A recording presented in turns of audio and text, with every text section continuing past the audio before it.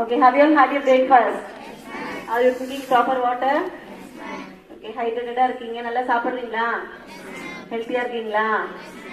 அதுதான் முக்கியம் இல்லையா? Okay, வேற யார் பர்த்டே பேபிஸ் யார் இருக்கீங்க? வீர சபரி from 6 தவிர யாருமே இல்லையா? சரி, okay. Today Veera Sabari from 6 is celebrating his birthday. He is a birthday boy today. Please. Okay, இன்னைக்கு என்ன டேட்? January 30. ஓகே, இன்னைக்கு என்ன ஸ்பெஷல் அப்படின்னு சொல்றதை விட இன்னைக்கு வந்து ஒரு ட்ரிபியூட் வந்து கொடுக்கிற ஒரு நாள் தான். ஒரு நினைவை வந்து நம்ம அனுசரிக்கக்கூடிய நாள் தான் இல்லையா? நம்ம எல்லாருக்குமே தெரியும், October 2, 1869 குஜராத் போர்பந்தர்ல பிறந்தவர் யாரு? Very good, very good, very good. Mohandas Karamchand Gandhi. அவருடைய பிறந்த நாளை நம்ம காந்தி ஜெயந்தி அப்படின்னு சொல்லிட்டு கொண்டாடிட்டு இருக்கோம். ஏன்னா அவர் தான் தேச தந்தை இல்லையா? பட் இன்னைக்கு வந்து என்ன நாள் அப்படின்னா தியாகிகள் தினம். நிறைய தியாகிகள் தினம் வந்து கொண்டாடுறாங்க இந்தியால. பட் இன்னைக்கு இந்த தியாகிகள் தினம் யாருக்காக அப்படின்னா நம்ம தேச தந்தை மகாத்மா காந்திக்காக தான் இல்லையா?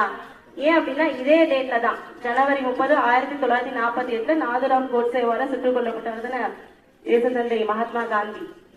நிறைய பேர் வந்து பாத்தீங்கன்னா துப்பாக்கி இந்த மாதிரி ஆயுதங்கள் மூலியமா போராடிட்டு இருந்த டைம்ல, இந்தியா சுதந்திரம் அடையும் சொல்லிட்டு போராடிட்டு இருந்த டைம்ல அன்பையே ஆயுதமாக மாற்றி போராடியவர் தான் யாரு?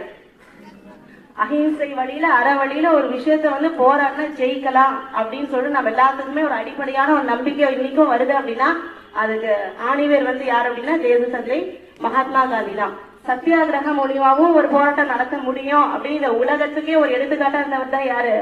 தேச தந்தை மகாத்மா காந்தி. சோ இந்திய போராட்டத்திற்காக தன் உயிரை நீத்தவர்களுடைய நினைவை அனுசரிக்கும் நாள் தான் என்னது?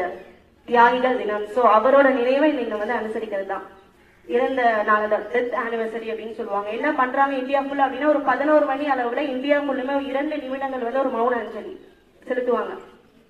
அதன் மூலியமா வந்து அதை வந்து நம்ம அனுசரிக்க அவருக்கு ட்ரிபியூட் கொடுக்குற மாதிரி தான். சரி, ஓகே. இன்னைக்கு ஒரு ஸ்பெஷாலிட்டி முடிஞ்சது. வேற என்ன அப்படின்னா முக்கியமான பிராக்டிக்கலான ஒரு விஷயம் வந்து என்னன்னா நம்ம எல்லாம்